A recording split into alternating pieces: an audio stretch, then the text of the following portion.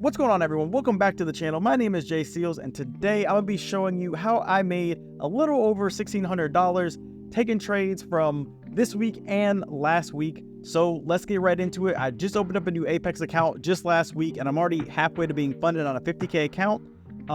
So I've taken a total of 18 trades. You can see down here, I took 9 winners and 9 losers. I'm sitting at a 50% win rate. However, I'm green. I'm positive.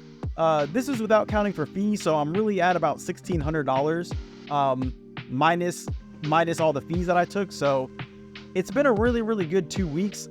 My profit factor is at a 1.76. I would like it to be at a 2. That would just mean that I'm at a 2-to-1 risk to reward. But I mean, overall, I've had a very good week trading. So let's go ahead and look at Friday real fast. On Friday, I made $437. Let me delete those. Okay, cool. So on Friday, I took a really nice long on a retracement, and I spotted a lot of buying going on down here, sellers being absorbed, and I thought it was a good area to try to take a long. I ended up getting long at 4,595, and I was going for the highs, but I ended up not getting the highs, and I ended up cutting a little bit early when I saw some sellers come on the tape that I thought might be able to take the market down, and I ended up netting, I want to say, about 10 points on the trade. Trying to see, where has it got my points? 43.7 ticks. I don't know how many points I got on the trade, but I think it's about 10. So I got about 10 points on the trade. So over here on the tape, you can see I got long like right up in this area, and there was a lot of sellers being absorbed down here, right down here. And so that's what helped me go long. And on top of that, I was looking at the delta right here, and I saw a ton of sellers not being rewarded. And so I thought it was a good area to get long. And then I ended up getting out because there just wasn't a lot of buying going on up here. You see that one little small green bubble right there, and then we immediately rejected. So I went ahead and I took profit up at these highs, and it was a really good trade. All right, so the next day I took 5 trades. I'm not going to go into every single trade that I took on this day, but the big thing I want to take away from this is my losers were smaller than my winners, right? So I took a $72 loss and a $70 loss, and that got ate up by the $185 win that I took. And then I had a $190 loss, and that got ate up by the $240 win that I had. So even though this was a small day as far as making money-wise, my winners still were able to keep up with my losers. And even though I lost more on the day, I still ended up the day green, barely, but still green, because my winners were still larger than my losers. And then also you can see that this was a 2-to-1 risk reward, 2-to-1 risk reward. So I did really well as far as managing my risk. Same thing on this day right here. I took only 2 trades, and my one loss was still much smaller than my win. It, again, wasn't a huge green day, but still I'm keeping myself green, and my winners are still bigger than my losers. So overall, it was a good day. All right, so then on Thursday was a day that I'm not super proud of. It started out really bad. I took an MES trade short, basically at open. I really wanted to get the trade up here, but I hesitated. I missed my entry. I thought this thing was gonna flush without me. I had FOMO. I had every wrong emotion in the book, and I ended up getting short at 4,778.75, which is like down here somewhere, like at the low of the candle. And I put my stop up at the high, which is not something I normally do either. And I also was in too large size for the trade that I was in. So it was just like a trifecta. Late entry, too large of size for how much room I had to give to be wrong. And then I had my stop up here risking way too much. And it was actually so bad that as this thing was moving against me, I started to move my stop away. So again, another thing that I made a mistake on, which was I would move my stop. I kept moving my stop when I shouldn't have, and I should have just accepted the loss. So my normal losses is about 100 to 150, and instead I took a $500 loss, which was a massive loss, and that ended up sending me on horrible tilt. I ended up getting out at 4,791, and I mean, you guys can see my losses earlier, they were really small and manageable, but this one, I let it get away from me, and it was a big mistake, but I took it as a learning lesson, and what I did after was not pretty. So let's look at what I did after the fact.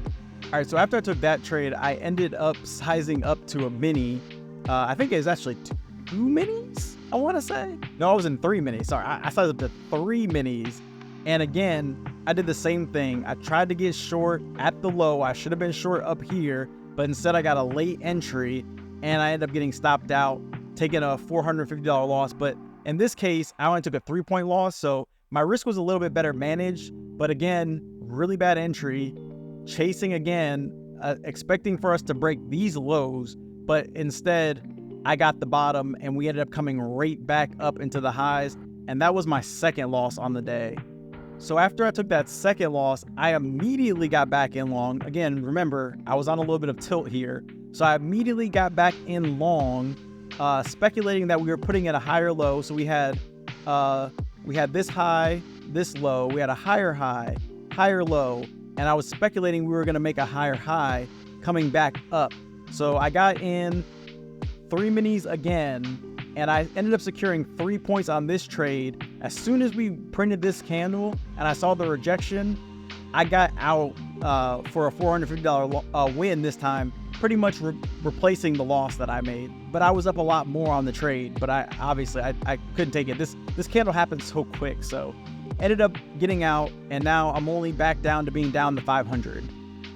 And again, I ended up reversing my position, this time only in 2 contracts. I meant to be in 3, to be honest. But this time in 2 contracts, that rejection, I saw the inverse head and shoulders print. So we had the head, the shoulder, or not the inverse, sorry, the head and shoulder print. So we had a shoulder, the head, and then the shoulder. So I took the market short at 4,785.75, basically right after I got out, and I ended up riding this down.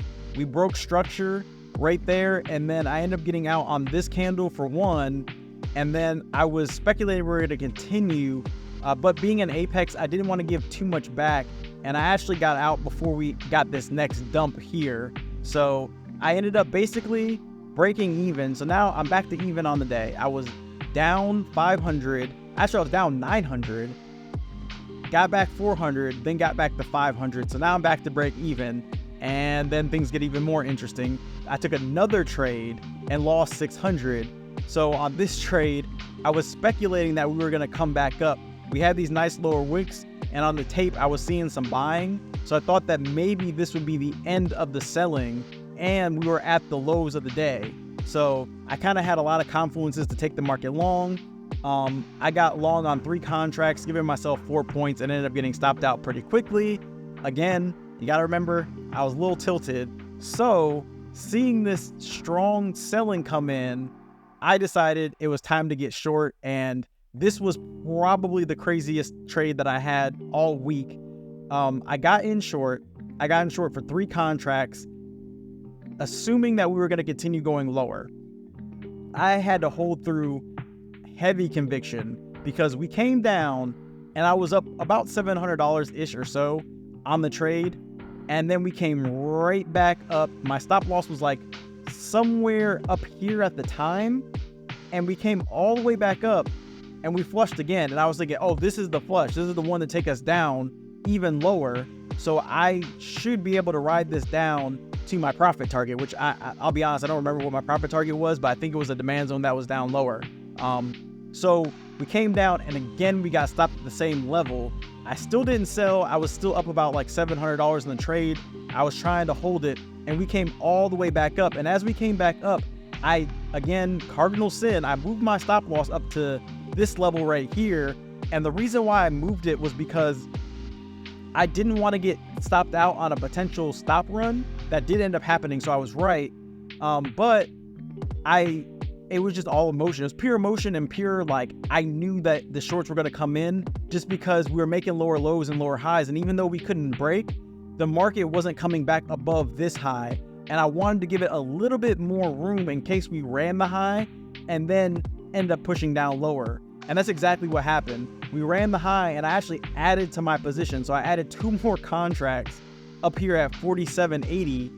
And then we finally got the flush, and I finally got out of my position for a $1,500 win. I was up like $2,300, but I ended up giving it back because, like I said, I was I was going for the gusto. Like, I think I was going for like a 20-point move or something, and I only got 6 points. But yeah, I ended up getting out for a $1,500 win, which was the best trade that I took on the week. However, I'm not super proud of it, but I did manage to trade correctly, and I benefited from that. And then after that, we ended up ripping back to the upside, and then had a massive dump down, which I missed this entire dump because after holding this for an hour, I was mentally drained, although I wish I would have been around for this true dump because this truly was what I was going for, and we just never got it. All right, and then Friday, today that I'm recording, today I went 50-50 again, broke pretty much even on the day. I think on Trade-Evade, I'm only up really $11. Today was tough. I was bearish all day. All these were shorts, and you know, I was up a considerable amount on both of these. I think if I look at my running P&L, yeah, I was up 270 on this trade, and it just came back on me. I only secured about 13 points. And then I was up, let me check on the other one, go to dashboard. Let's look and see the other one. I want to say, is it this one? Did I just click on the same one twice? No. This one I was up 250. So, and I secured 12 points. So none of these really broke. We finally did end up breaking down. So this was very, very similar to yesterday's action, where I was in the right direction trying to short the market. The shorts just never really came in when I was trying to trade it. And then we finally ended up breaking down. So I have the right idea. It's just the timing has been a little bit off, but overall on the week, I'm super happy. I'm halfway to passing this Apex 50K challenge. So next week is pretty much going to be the same old, same old. I'm sticking with small size. I'm not trying to size up. I'm trading 5 micros on NQ, and I'm trading 8 micros on ES. And pretty much I'm just trying to average between $400 to $500 a day and just take quality setups. The money's not as important as the quality setup part, but as long as I can just average about $500 a day, I'll be happy. Making $500 a day doesn't make it a good day for me as long as I'm taking good setups, which I have been. Other than Thursday, the rest of the week was absolutely phenomenal. So that's what I did this week. That's all the trades I took and how I made $1,600. If you have any questions, please let me know down in the comments. And also know that we live stream every single day, Monday through Friday, starting at 9 a.m. EST. So you can catch me there, pre-market plan and live trading. Most of the time I say about when I'm getting long or short, not exactly, but so you can catch all these trades with me live. But make sure you hit the subscribe button, hit that like button. I'll catch you on the next one. Peace.